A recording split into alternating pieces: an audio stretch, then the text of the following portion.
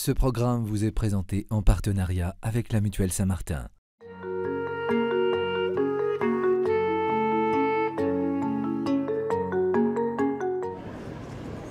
C'est le jour J pour Sébastien et Meryl. Ils s'apprêtent à se dire oui devant le maire du 9e arrondissement de Paris. Un moment que monsieur le maire affectionne lui aussi tout particulièrement. C'est le bonheur des maires, M-A-I-R-E, d'être associé au bonheur des autres. Dans tous les mariages, je fais beaucoup de mariages, j'adore ça. Il y a toujours ce moment d'émotion avec quelques larmes aux yeux qui montrent que c'est une marche de l'escalier qui comptera dans la vie. Si vous êtes là ce matin, l'engagement que vous prenez, c'est de construire une communauté de vie. J'insiste beaucoup sur l'article 215 du Code civil qui dit « Vous vous engagez à construire une communauté de vie ». Je ne suis pas directeur de conscience, je n'ai pas à savoir laquelle. Mais l'engagement qui est pris devant les lois, c'est ça. C'est un engagement mature, ça se fait devant le maire, dans la maison commune qu'est la mairie. Voulez-vous prendre pour époux devant les lois de la République Sébastien Jean-Pierre Coutière, ici présent? Oui. Au nom de la loi, je déclare unis pour les biens du mariage. Malgré la solennité que Jacques Bravo essaie de donner à cette cérémonie, il a vu en 10 ans le nombre de mariages annuels passer de 350 à 270, en même temps qu'une explosion du nombre de Pacs. Une mutation dans laquelle il essaie de voir des signes positifs. À côté de maintenant, on est à 270 mariages. Il y a 430 Pacs, presque le double. Et ce que je remarque surtout, c'est le total des deux, qui fait 700.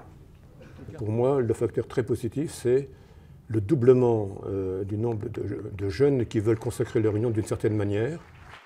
Si le nombre de mariages en diminution depuis des décennies est accompagné d'une augmentation exponentielle du divorce et du concubinage, la nouveauté depuis 10 ans est l'arrivée du pacte civil de solidarité. Ce partenariat contractuel, qui a démarré timidement à l'aube des années 2000, connaît aujourd'hui un engouement important auprès des couples hétérosexuels, au point qu'on compte en 2010 3 Pacs pour 4 mariages. Et si le Pacs et le mariage semblent de plus en plus se confondre, c'est peut-être que ce dernier a perdu de sa substance en devenant une forme d'union parmi d'autres. Et cela, beaucoup s'en inquiètent. Un soir de semaine, à la mairie du 15e arrondissement de Paris. Sylvie Sérac, adjointe au maire chargée de la famille, nous reçoit dans la salle des mariages pour nous parler de cet engagement fondamental pour la société. Je me suis rendu compte qu'à la mairie ici, on a environ 1000 mariages par an et que certains jours, un mariage c'était 10 minutes. Je précise que 70% des mariages ne sont suivis d'aucune cérémonie religieuse d'aucune sorte. Donc ce qui veut dire, si vous voulez, que ces gens-là n'ont aucune préparation, aucune préparation. Et moi je crois que c'est un acte essentiel, c'est un fondement considérable de notre société, de se marier, de s'unir à quelqu'un. C'est pas simplement parce qu'on s'aime bien et tout va bien, la vie est belle, oui c'est vrai. Mais il n'y a pas que ça, ça engage des choses énormes derrière, ça engage toute la vie. Face à ce constat, la mairie du 15e, comme d'autres en France, a décidé de proposer une préparation civile au mariage. Des bénévoles de l'association Cap Mariage accueillent ainsi les fiancés qui le souhaitent, comme ce soir-là, un jeune couple venu un peu par hasard. C'est bien de personnaliser le mariage civil, parce que sinon c'est vraiment une simple formalité. Au programme, explication de la cérémonie, étude des articles de loi, mais surtout accompagnement personnalisé qui permet de se poser les grandes questions du mariage. Et c'est bien de se remémorer ces choses évidentes, qui paraissent évidentes, mais qui ne le sont pas. Ta responsabilité envers la société. Car le mariage n'est pas qu'une affaire de cœur, mais bien un engagement social qui fonde la famille, cellule de base de la société. C'est pourquoi des hommes politiques le défendent, comme Hervé Mariton, député UMP, pour qui toutes les formes d'union ne se valent pas. La relation sexuelle est une affaire privée.